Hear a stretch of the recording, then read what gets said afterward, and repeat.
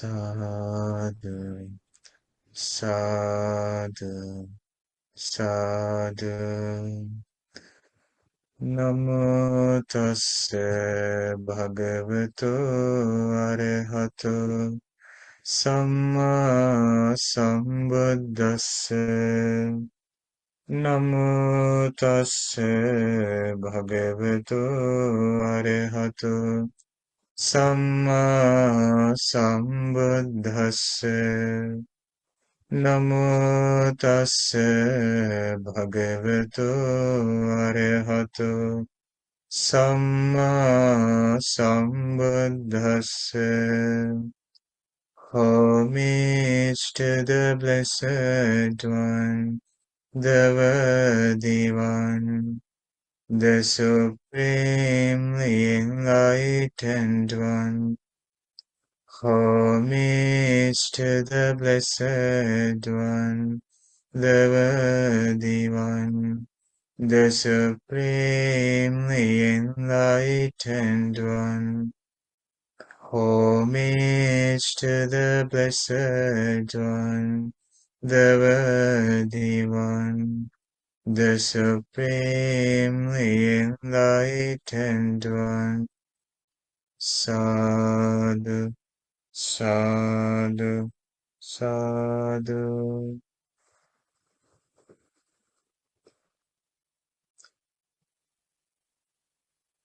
Okay, now we can begin our discussion on the mindfulness and the feelings. Before we go, shall we remind about some of the special points we studied so far about the feelings?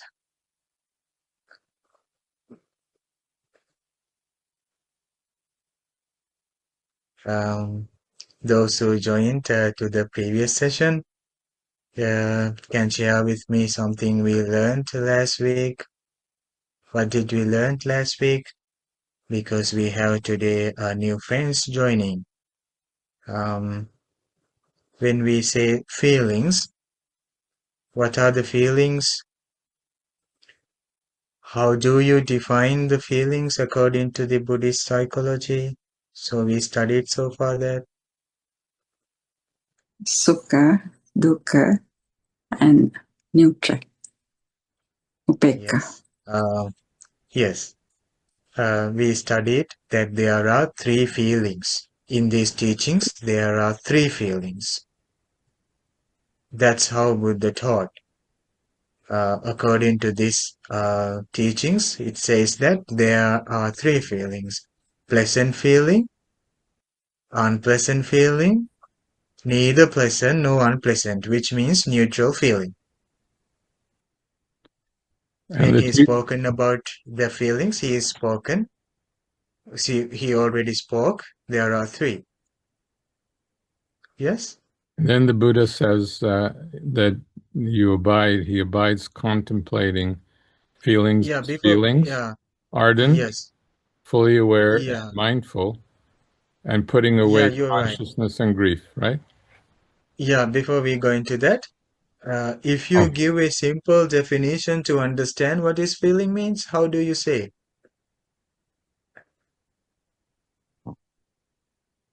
Because we studied separated from the other thoughts and emotions and whatever mental phenomena, we separated every other things out from the feelings and we studied more about the feelings. And how do you make a definition for that? Can you say something simply to understand? Point of contact. Yeah. Feeling means our sensations. Simple. Okay? Sensations. Whatever the sensations we experience, that is the feeling. Okay? We can give a simple definition that the feeling means our sensations, and it's just a simple feeling tone. Why I go over and over again about this? Because to go through the discussion, we need that memory. Some friends ask me why you start again the things that you already spoken. Because we to process you to the next discussion, you need the memory to go to the next one. That's how you can have development in your studies.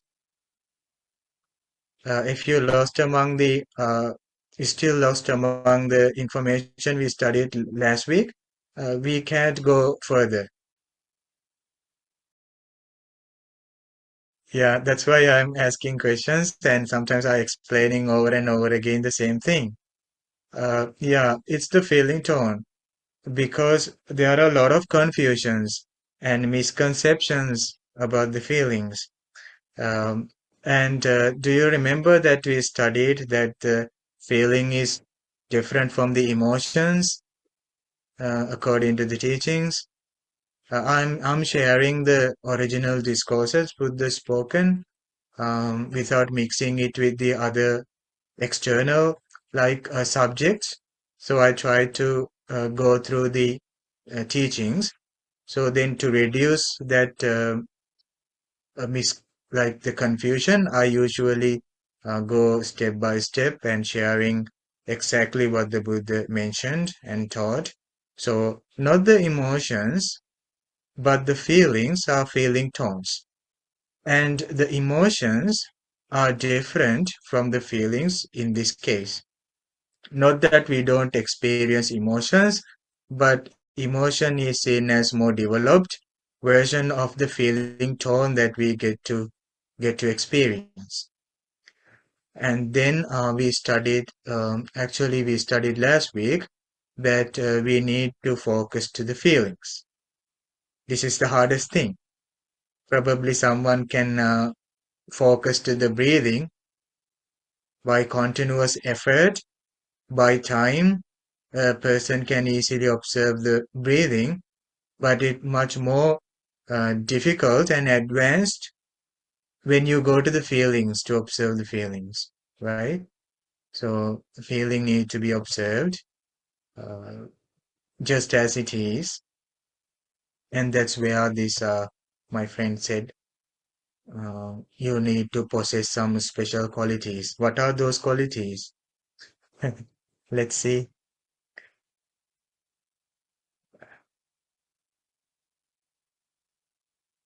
Do you sit down to observe your feelings just being lazy?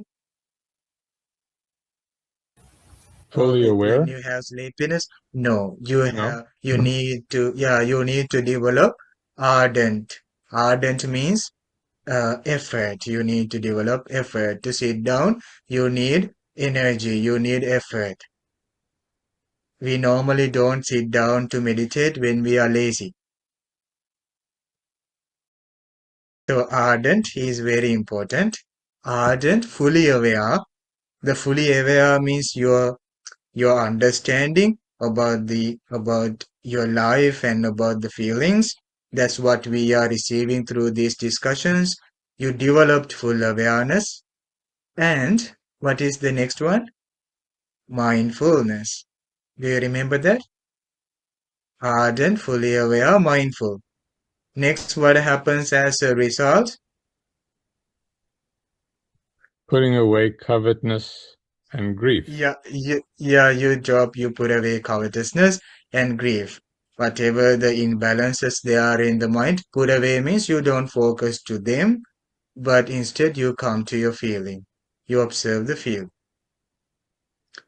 And when you observe the feeling, what happens? What happens if you succeed on that? According to the studies, You see the feelings as they are, a feeling as it yeah, is. exactly, very good. Then what is the nature of the feeling? Don't be scared. Just speak.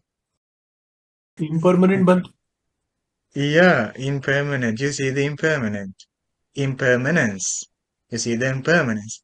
This is where I'm going to ask, what is impermanence? What is impermanence means? Linda, can you give the answer? What is impermanent means? Arising, passing, Yeah, and changing. arising, vanishing, or Then passing and changing. Impermanence. Then you see the feeling just as it is, and it is an understood fact in the teachings that the feeling is impermanent, is changing, it's not solid, it's not forever. Have you heard about the simile of the feelings?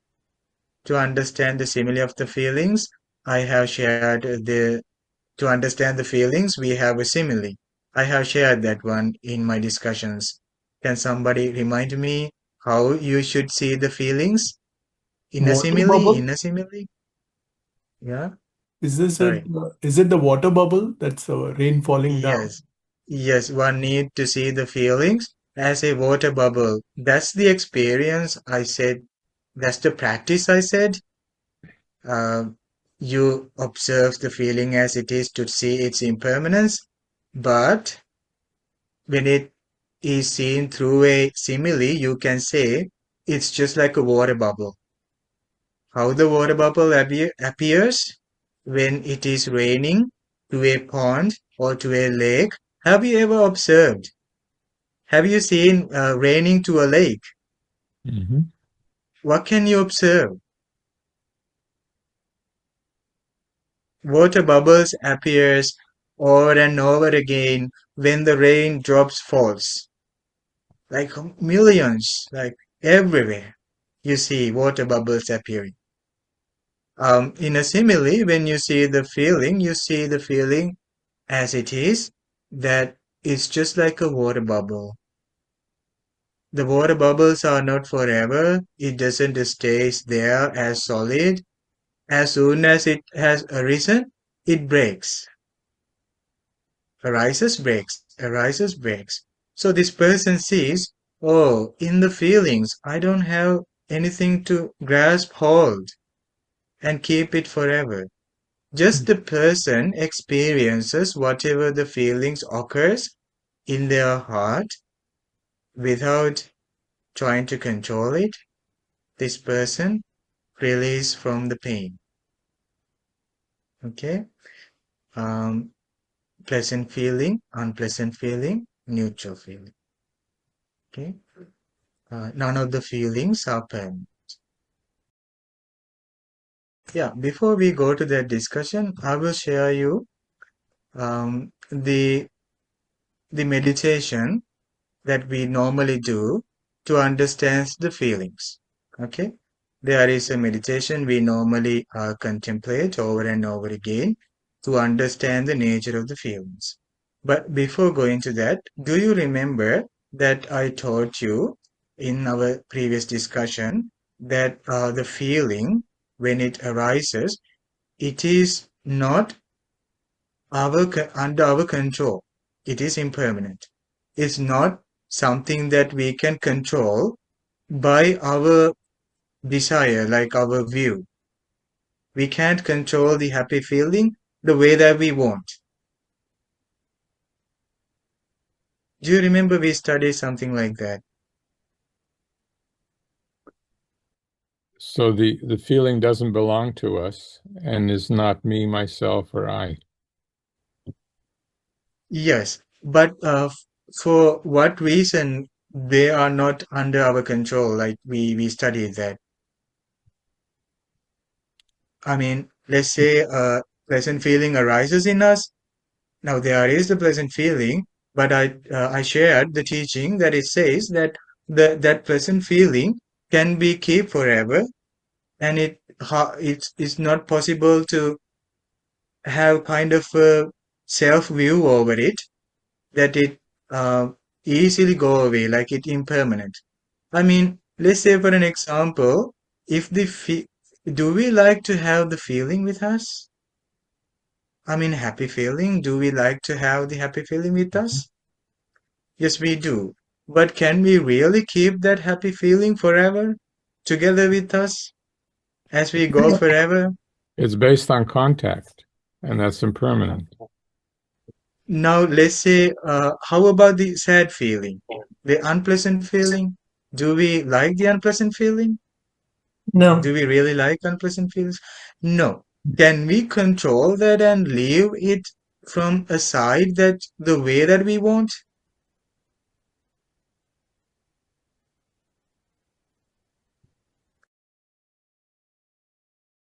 Confused? Well, we can move. We can avoid. If we meet someone and have a pleasant feeling, we can avoid. Just walk away from that individual, and the How pleasant about feeling. if we have, yeah, how about if we have a um, long gone disease? We have a kind of an ailment in our body that nothing works. Sometimes we try all the things we can do, but it's not easy to cure that. We still touches that sad feeling. Just in a case that a friend says to me like I'm living with a person who is like very hard to like spend time, so that I receive always like criticism or the harsh words. So in such a place, we have the pain, but can we like control?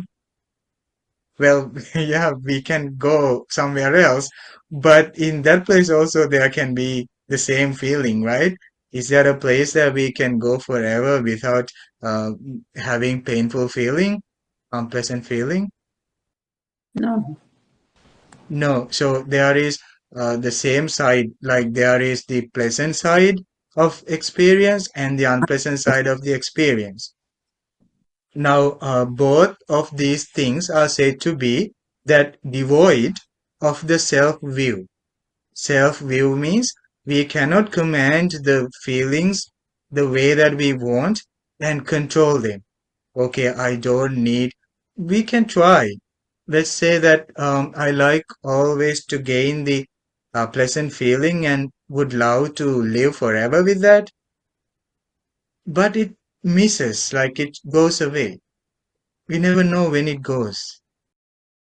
And again, there arises this unpleasant feeling, and we are touching an unpleasant feeling. And all of a sudden, there will be a neutral feeling. We don't feel much greater happiness or sadness. We have that experience also. Even when we are watching television, somewhere that we can understand the feelings. Like sometimes we watch the movie, and suddenly the ad, you know the ads?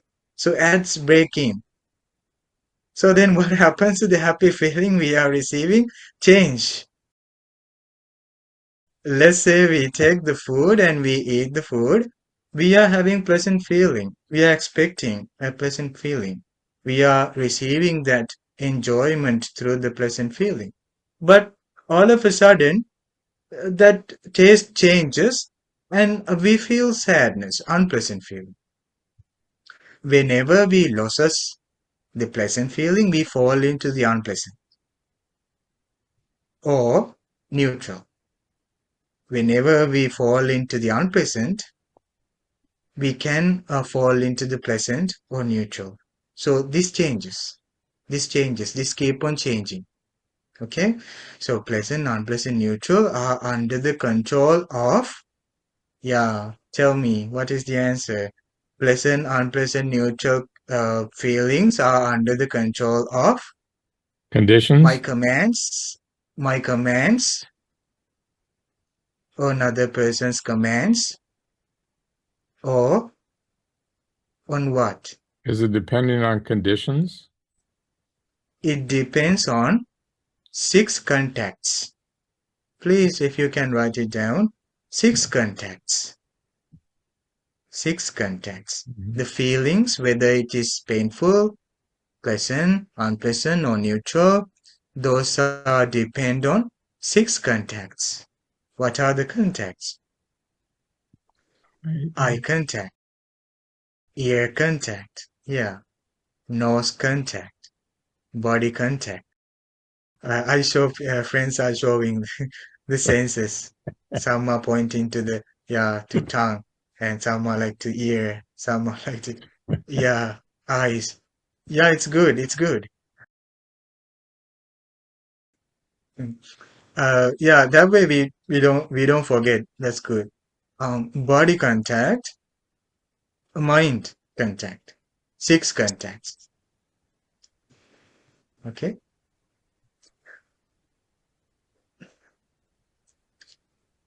Buddha, when he explains about the teachings, sometimes he says in technical way about the life, monks, the life is 6 contacts. 6 contacts. When I'm saying Bhante, I say Bhante to 6 senses, 6 external senses, internal senses. Okay. Okay, friends. Now today I want to share with you something about the contact and the feelings. Before that, if I give you a short instruction about the meditations, because there can be friends who are joining, expecting to learn about meditations also, and some instructions on meditations. But in this discussion, we go more details into the mindfulness and full discussion about the mindfulness. I found in Buddha's teachings that the teachings are complete on mindfulness.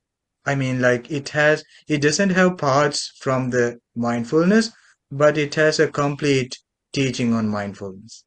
It's not halfly explained, but it is full into the mindfulness. Okay. But when it comes to the meditators, if someone wish to meditate peacefully, some kind of a problem they experience is that the body pain. Friends get body pain. How can we manage that? Is the body pain making yourself? Is it under your control? Let's say, let me rephrase that. Is the body pain during the meditation is under your authority? Can you, command and ask yourself that, please, painful feeling, go away. I need to meditate peacefully. Can we do that? No. So how can we manage in the meditation? I think you can focus on the pain and then it kind of goes away. Yeah. I remember last week I shared a special point in the discussion that when we have painful feeling, we get angry. We get angry at the painful feeling. And I said, we can live with the painful feeling without getting angry. Anger or the resistance is the enemy in the meditation. So if we train ourselves to be with the feeling as it is, it won't make us pain. It won't make us resistance. That asking us to stop the meditation. Stop the meditation. Please stop this because you have body pain. So every day when we sit down, we come to a point where we get the body pain and we stop. No mindfulness development. What we can do, like Carol said, we can try to focus to the feeling. And he said that when we focus to the feeling, it releases the tension, irritation we carry. In a way, we are kind of like turning our pain into a meditation, like to a meditation object. You try to see the pain as it is. We learned in this discussion, like what is the true nature of the pain, painful feeling. I just shared that one. True nature of the any feeling? Is Like a it water anger? bubble. Oh. No, true nature of the feeling is like a water bubble that it changes. It is impermanent. It changes. It said that from the day that we were born, we carry a kind of a spiritual blindness that we don't see the reality in our life, so that feelings arises and we keep on reacting to them because we loses its true knowledge. In the teachings, what is the true knowledge of the feeling? That is impermanent. If we were to study well about our feelings and what it includes, we will start to see it's impermanent, it's changing. This doesn't make you like frustrated about your experience, but it develops more confidence. It opens up more power in yourself to be patient. That's an interesting that thing that I learned in the teachings. When you have a problem, like a feeling or like sad feeling, I don't think a pleasant feeling is a problem. Is it a problem? But let's say there is a unpleasant feeling and we carrying that burden inside, just try to observe as that as it is. Like try to understand, oh, this feeling is impermanent.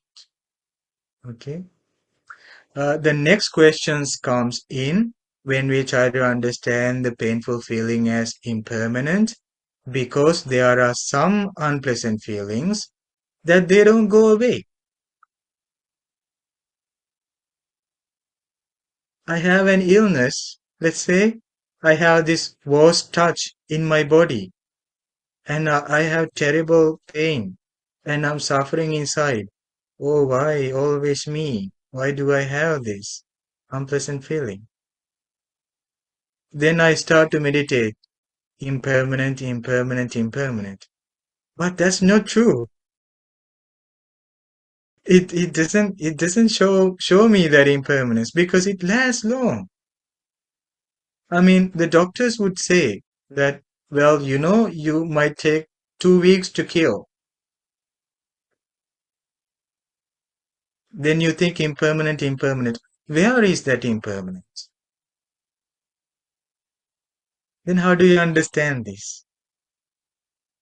Do you convincing yourself to believe something that you just heard and you are like trying to make up your mind to something very strange and never heard before? No. This feeling, the change of the feeling doesn't have a specific place it stays. Even though we become sensitive to our feelings in body as body painful feelings, it doesn't have a place where it stops. Even though that it brings us the sensation, sensitivity, that painful feeling doesn't have a place that it stops. But still, because we carry the permanence view to our feeling, we try to find a kind of a stopping moment. And we think, oh, this should be controlled.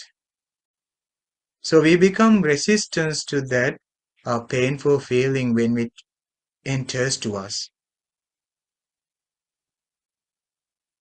But if we become more and more aware about the feeling, more and more you dive deep into the feeling, what you can see is that it changes.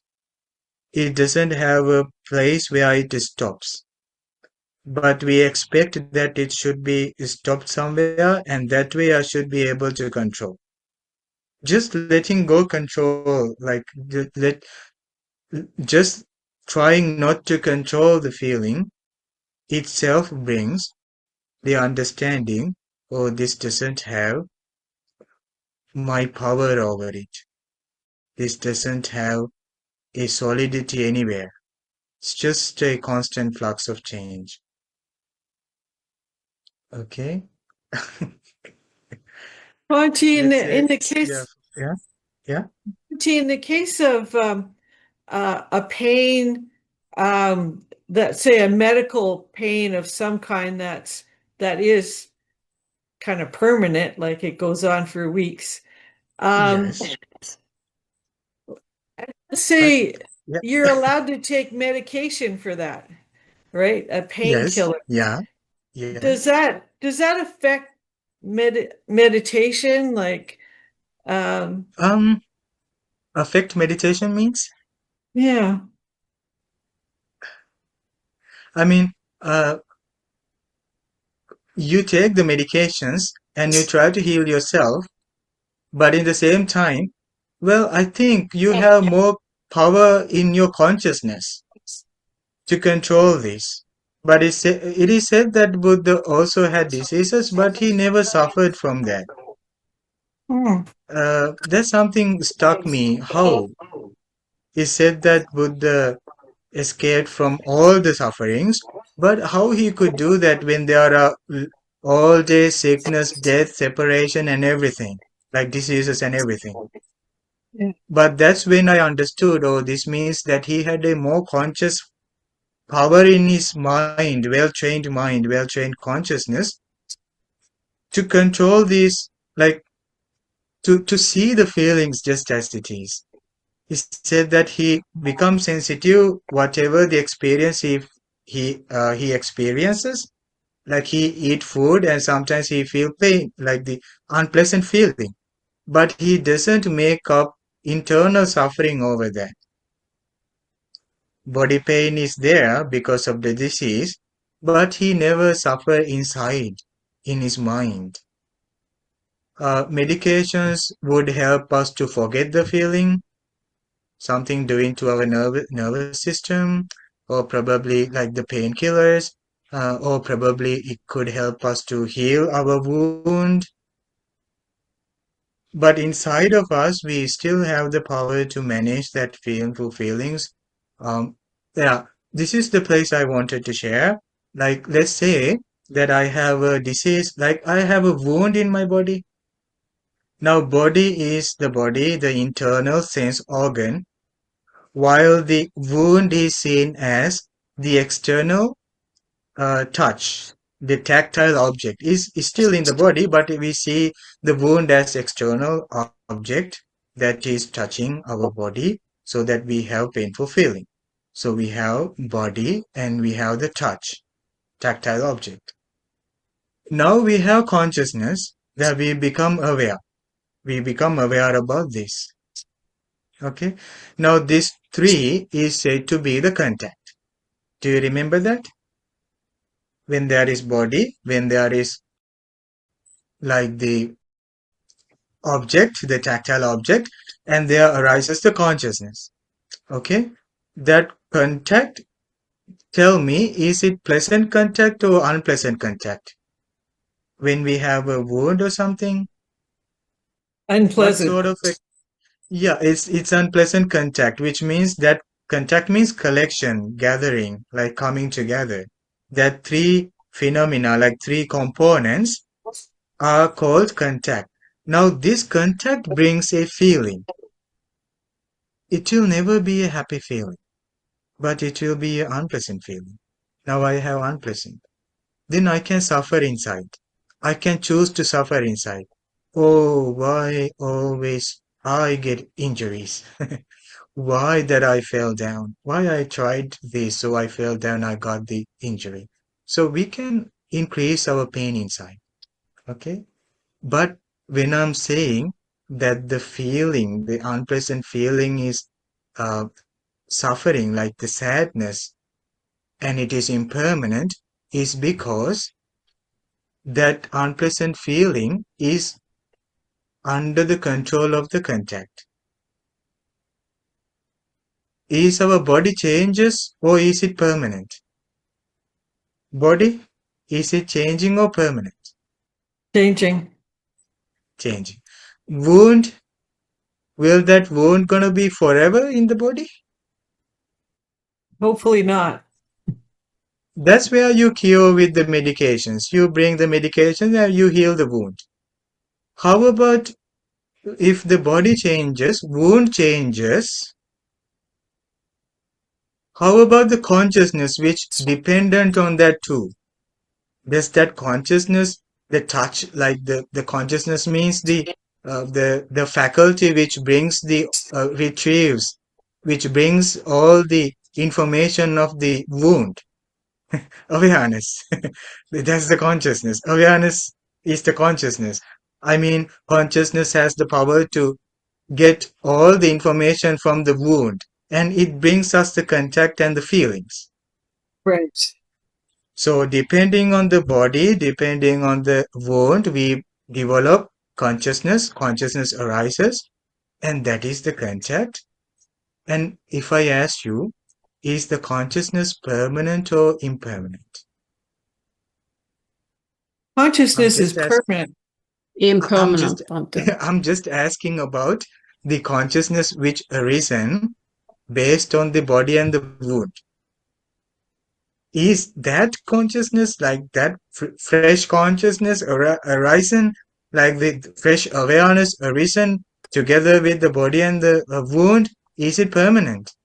If you No. can heal the wound forever, body changes, and these two are changing, will that awareness of that wound will gonna be forever?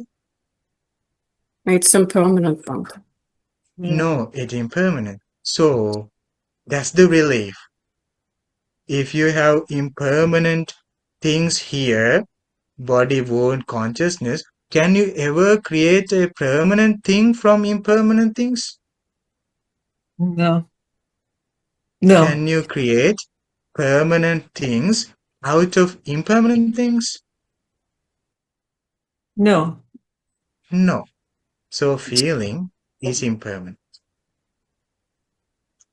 No meaning of getting angry to the feeling. Not meaning of suffering, oh, why I'm the only one having wounds. No meaning of suffering, like why do I have these painful feelings in me? Well, no meaning of attaching also. If I attach, the wound is the only happiness I have ever felt, so I will keep the wound forever. I'm trying to feel happy and attached to the wound. But let's say there is a wound that is happy. So we don't recognize the feeling as it is. What we do is that we stuck by the sad feeling, and we become so sorrow. This is why medications are important, and in the same time we need to understand what really happens inside of our life, what really happens inside the consciousness, what is here that I can take as self and I can't take as not self.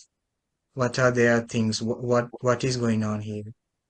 If you see this way, the feeling won't bring you any suffering inside.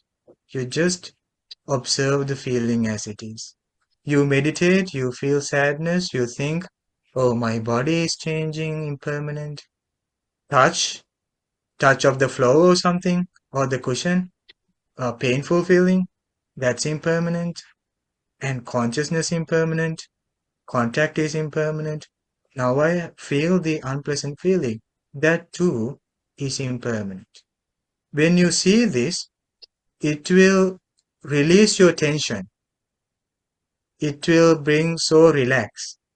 You can freely, you see, it's a big value in that understanding.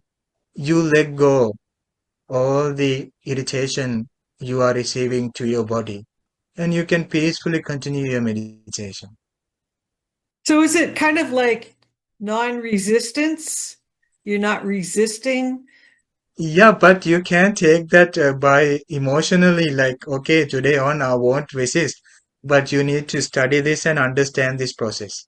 Right. Yeah, in a way, I see that. yeah, it's correct. Yeah, it's correct. Yeah, that's what happened in entire our life, and that will also happening in the future of our lives. If we see this, we can easily manage our feelings. I wanted to share that meditation today. Unfortunately, our time's up. Uh, I will share you that next week, okay? okay. Thank you, Bhante. Thank you so much for joining with me to this discussion.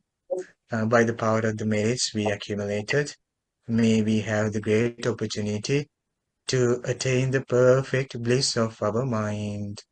Sadhu, sadhu, sadhu. You can listen to this Dhamma talk and the other ones also if you go to our YouTube channel, Toronto Mahamevnawa Buddhist Monastery. Join to our YouTube channel and please subscribe.